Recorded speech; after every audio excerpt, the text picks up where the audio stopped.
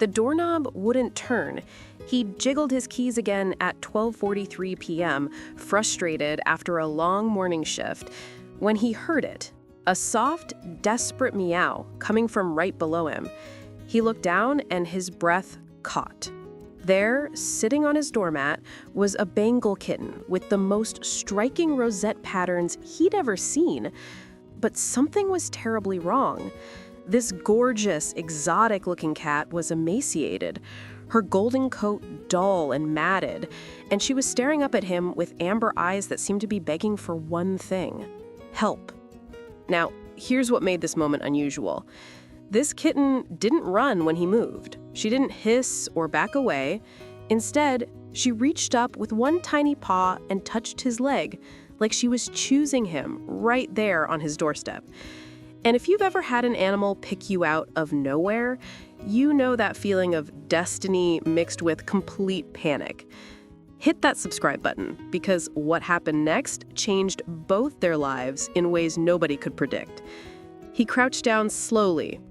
Up close, the kitten looked even worse. Ribs visible through her exotic Bengal coat, patchy fur with bald spots, and she was thin, way too thin for her size. But those amber eyes locked onto his with an intensity that stopped his heart. "You okay, little one?" he whispered. The kitten meowed again, softer this time, then pressed her small head against his hand. That was it. Decision made. He scooped her up, she weighed alls nothing, unlocked his door, and brought her inside.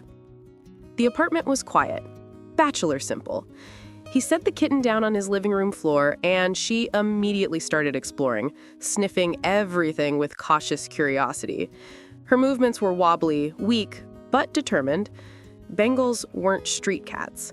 This was an expensive breed, which meant someone either lost a fortune or worse, abandoned her. He grabbed his phone and snapped a photo, posting it to local lost pet groups while raiding his kitchen. No cat food, obviously. He found some plain chicken breast, cooked it quickly, shredded it into tiny pieces, and put it on a plate. The kitten, who he'd started calling Zara because she looked like a tiny wildcat from some exotic place, approached the food cautiously. She sniffed it, looked up at him, then back at the food. Then she ate, like she hadn't seen food in days. Between bites, she kept glancing at him like she was checking if he'd take it away. "Take your time," he said softly. "Nobody's taking it from you." Zara finished eating, then did something that hit him right in the chest. She walked over to where he was sitting on the floor, climbed into his lap, and just collapsed there. Not purring it, just existing, breathing, being held. He stayed frozen, the stranger kitten trusting him completely, and something shifted in his whole world right then. By 2 p.m., his phone exploded with responses, but none from an owner. One message stood out. "That's definitely a Bengal. Those cats cost $1,500 to $3,000. Someone either lost a fortune or dumped her. Please get her to a vet ASAP."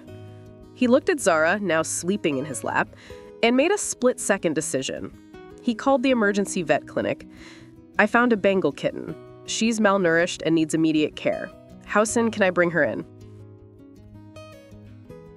The vet visit revealed the full damage: severe malnutrition, dehydration, ear mites, intestinal parasites, and a respiratory infection. Dr. Chen examined Zara carefully. "She's maybe 4 months old and weighs 3 pounds. She should be closer to 5.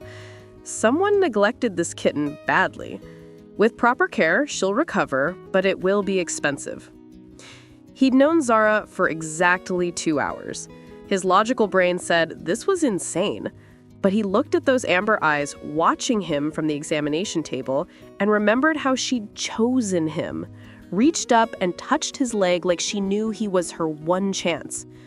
"Do everything," he said, "whatever she needs." Week 1 was chaos. Medications every 8 hours, special high-calorie food, constant monitoring. He set alarms through the night. His friends thought he'd lost his mind. "Dude, it's just a cat," Marcus said.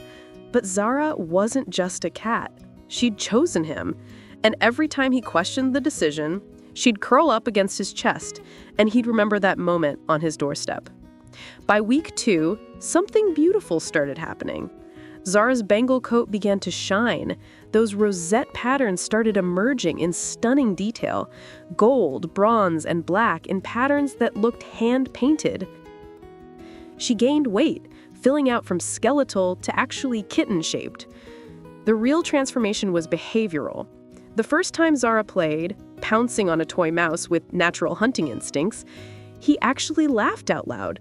This was a Bengal discovering her wild side in the safety of home. She'd leap, twist midair, land with that feline grace, then look at him like, "Did you see that?" Week 3 brought proof their bond ran deeper than rescue. He got food poisoning, bad enough to be on the bathroom floor at 3 a.m. Zara appeared in the doorway, walked over, laid down next to him on the cold tile, and stayed there for 2 hours. A kitten he'd saved was now refusing to leave him when he was sick. Month 2 brought the moment everything clicked. He was working from home when Zara jumped onto his desk, walked across the keyboard, sat on his mouse pad, and stared at him with those amber eyes. "Zara, I'm working," he said. She meowed once, sharp and demanding. He laughed, took a break, played with her for 20 minutes. When he returned to work, she curled up next to the laptop, content. That's when he realized what had happened. He didn't find a cat that day on his doorstep. He found his cat, his companion, his little wild Bengal who'd walked into his life and rearranged everything.